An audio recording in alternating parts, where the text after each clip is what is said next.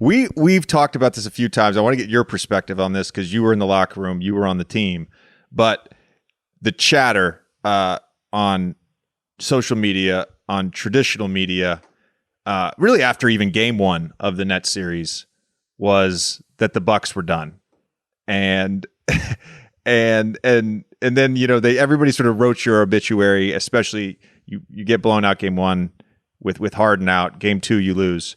Bucks are done. What was your perspective there, and what was your team's perspective? Game one, it was like they did what they were supposed to do. We're in Brooklyn. They won a game. And I feel like we didn't look too much further into that. Like the Brooklyn Nets did what they're supposed to. They did what they're supposed to do. They protected home court. The media and all that, I do my best to try to stay clear. But you do hear it. Game two, though, you heard it a lot. Game two, and not even because of the media, but game two, I think the way that we lost, me personally, I was like, man, like we really got to get our shit together or this can get bad really, really quickly. But bro, I don't, the media sucks. I mean, like it could either be super great, but like it sucks, bro. Like if you're a mental midget, or not even just a mental midget, but if you have like one bad day where you kind of just succumb to the things that you hear, it could be really difficult. And people's opinions can be pretty harsh. We live in a hot take culture. That's just part of it. And I'm glad you brought this up. I want to talk about your ability to bounce back. But before that, I want to touch a little bit on another sort of media narrative in this Bud doesn't make adjustments. You guys beat the Heat 4-0. They had beat you last year. Clearly there was an adjustment in that series before the series even started. You get down 2-0 to Brooklyn. You're down after one game to Atlanta. You're down 2-0 to Phoenix. Can you just talk a little bit about the adjustments that Bud made in each series? So Brooklyn, well, the Heat, I think the adjustments were very, very minor. I think Dragic ended up starting at one point, and they ended up putting me on him.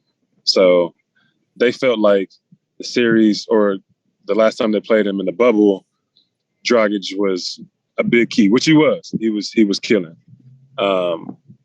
So they kind of put the stopper on him. So taking away his production, or even just lessening his production, helped us out. Brooklyn, Bud came to us and asked us for our opinion. And he came to us as a team. He came to us as captains. It was like, what do you think it is? Or what should we do about this? Should we be helping off when KD drives? Should we just let Tuck play KD one-on-one and have him try to score 50? Because at that time, after game two, Kyrie was still playing. Or even game one, like Kyrie was still playing. So when we first started, we were trying to like protect the paint and try to take away threes. But I mean, they had Joe Harris, they had Kyrie, they had KD. Like they had some 3-point shooters, and Blake was killing from 3-point line. So we made an adjustment where when it came down to it, was like, all right, KD's going to have to beat us.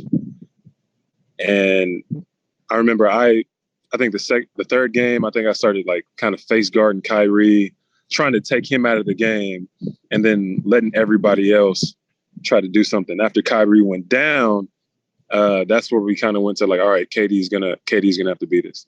Like he's literally gonna have to score 60 points a game for them to win, and he damn near did it. He damn near did it. Well, Jrue, I was gonna ask about Game 5. Talk about the bounce back. I mean, just from as a casual observer watching that, it's one of the best playoff performances of all time. And so, like when you go up against something like that, is there a part of you which is just like we can't do anything with this guy? Okay, Game 5.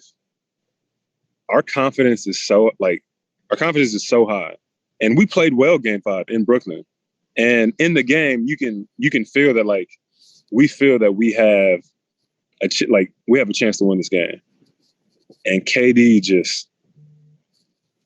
he just said, nah, not today. And I remember after the game, we're like, exactly what you said. Like, what else can we do? Like, trip them?